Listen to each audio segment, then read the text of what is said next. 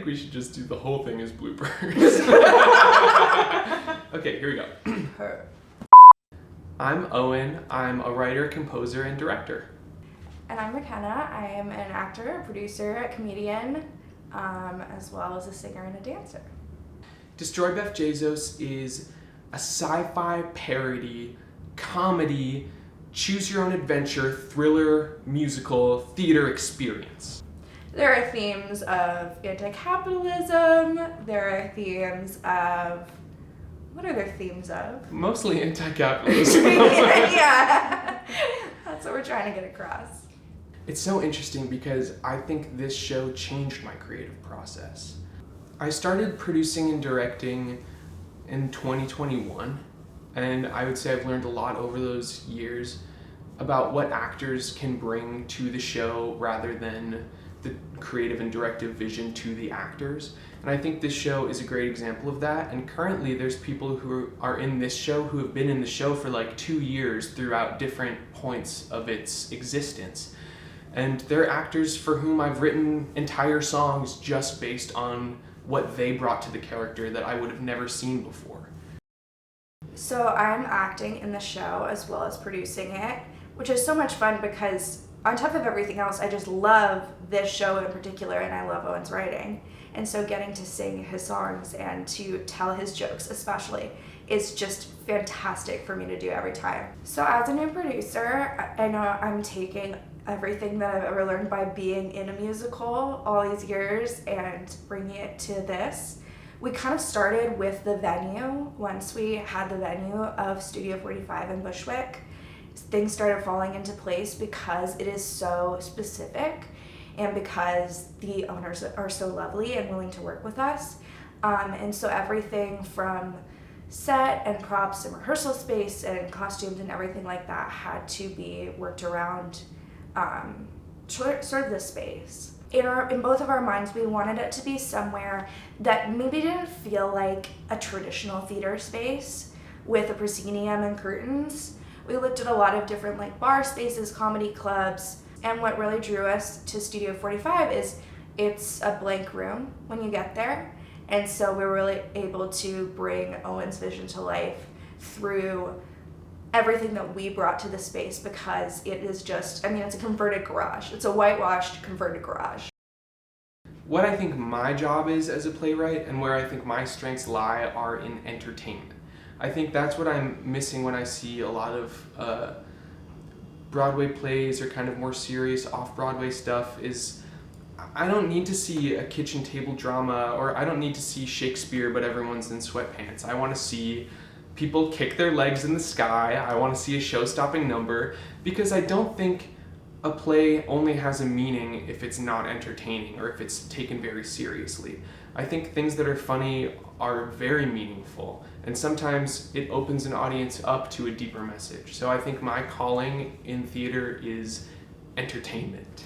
One of the most inspiring shows to me from a writing standpoint is Cabaret, because the beginning is so fun and zany and it makes an audience lean in. And I think it's similar in my show where like once you captivate the audience, you can then tell them the thing that you want to say. You can't say the thing that you want to say in the opening number without them caring about the characters, caring about the plot. So razzle dazzle them, and then you can say your piece once you've won them over. There are totally moments where I hadn't realized that a job needed to get done until I needed to do that job right in the moment. But I think that especially comes with being new to this producer role, is that I don't know all the things that go into producing an indie show. And of course, it's more than like the average person would think it is, but it's way more than I, at the beginning of this process, thought it was too. Someone was texting me about, oh, I have 2 tickets that I can't use for this night and something. I'm like, send it to the email. Makena's gonna deal with this because I have to connect these PVC pipes to each other or the show will not go on. Yeah. And so it's a lot of marketing and website and design and things that I love doing because I and like money and budgets. And fundraising and budgeting is a huge part of it too. The way we've pulled off this major production with a very small budget and small crew is, for me, unabashed and undoubted belief in the show. I think the inspirational part is just how good the material is. And I think we knew, well, I'll say, I knew from the moment that we started working on it, if we could just get people to see it. Like, we just need to get people in the room, and then they'll get it. Like, they'll get why we've been doing this. I think this show is important for an audience to see because of its emphasis on choice, especially in regards to technology, because we're living in a time where technology is being developed at an extreme pace, and like evolutionarily, our bodies are not caught up to what technology can do. So it begs the question in the end, what choices do we make just passively? What are companies telling us to do instead of ones that we actively make? And the message is not like, don't do this, don't do that. The message is just like, acknowledge what you're doing and why. Yeah, be aware of it. I think the special part about this production is that it's handmade. I don't know the last time that you can say you've gone to the theater and seen a set that was hand painted by the actors, a curtain that was hand hung by the actors that day, seats that were placed in the house by the actors, lights that were hung onto the rigging that was made by the actors by the actors. One of the main reasons we did this is because we didn't want to wait around for someone to cast us. You know, we graduated in 2021. Auditioning is hard. There are so many people like us who have the same dream, who live in New York City. And we decided that we couldn't just like wait around anymore, and that we had this thing and we could put it in front of audiences ourselves, and no one had to tell us yes in order to do it.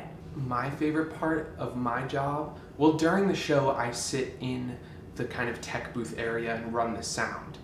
And my absolute favorite part is when the big twist happens at the end and I get to hear everyone's reaction in the crowd to be like, oh my God, oh no, wait, what? And it's like every time I feel like a puppeteer of like, ha ha ha, like look what I did. Like, I got you. You're surprised, aren't you? You never saw it coming, did ya? I've heard a lot of people say that they don't like what's on Broadway right now, so far as all Disney shows or another Shakespeare reinvention. Yeah, lots of revivals. And I would want to let them know that weird, cool, amazing theater is happening, but you have to go to it. If you don't go to it, it doesn't happen. So don't wait until it goes to Broadway. Don't wait until it's running off Broadway. Go see it now when it's in a garage in Bushwick. And you can be the one who said, I saw it when. I mean, that's it. We got it. Yay! You feel Yay. good? Yeah, I feel good. But is it fashion? It's fashion meets Yeah. comedy theater meets Wigs. wigs meets robots meets a garage. And they all met in a garage.